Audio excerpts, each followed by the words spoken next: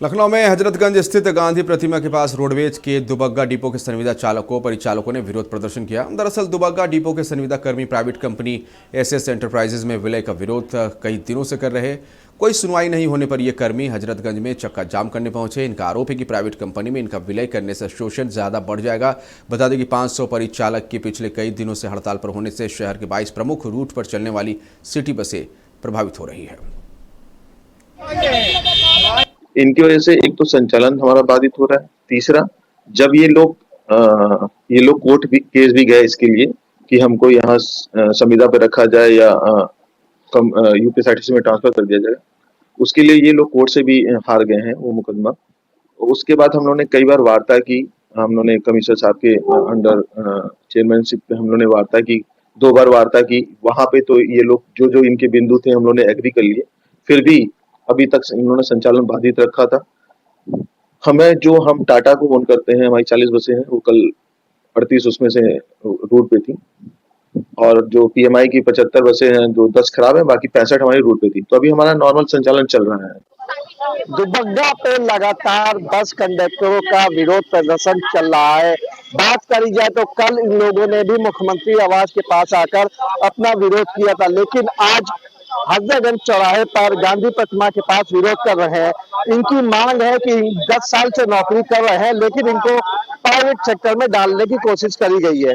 फिलहाल ये बस खड़ी है, काफी मात्रा में जो इनके कर्मचारी थे अपना प्रदर्शन कर रहे थे, उनको फिलहाल पकड़ के इको गार्डन भेज दिया गया है।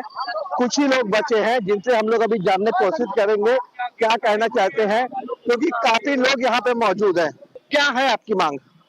हमारी मांग क्या, हम लोग संविदा में कार्यरत पहले से हैं, 10 साल से, हमसे पहले से और भी भाई हैं कार्यरत।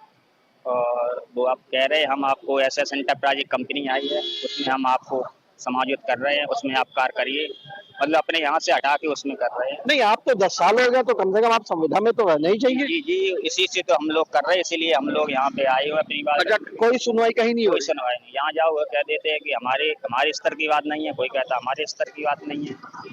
भाई, मुख्यमंत्री तो कह रहे हैं हम सबकी सुनते हैं, कोई भी परेशान नहीं। तो आपके सामने है जो सुनवाई हो रही। हम परिवहन मंत्री से बातचीत हुई कुछ? हम तो नहीं गए थे, कुछ भाई लोग गए हैं, तो उन्होंने कह दिया है कि ये ऐसा एंटरप्राइज है, इसी में आपको रहना है। अच्छा, उन्होंने भी कह दिया। हाँ।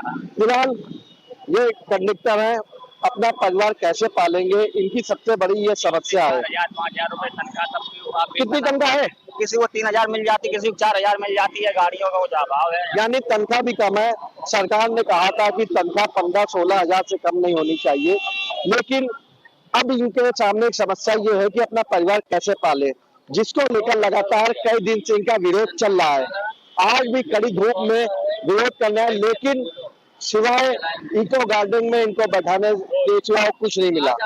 फिलहाल पुलिस बल मौजूद है, इनको सबको पकड़ के इको गार्डन भेजा जा रहा है। लखनऊ से मैं निखिल सोगी, कैमरामैन अवनीश के साथ नशफ न्यूज।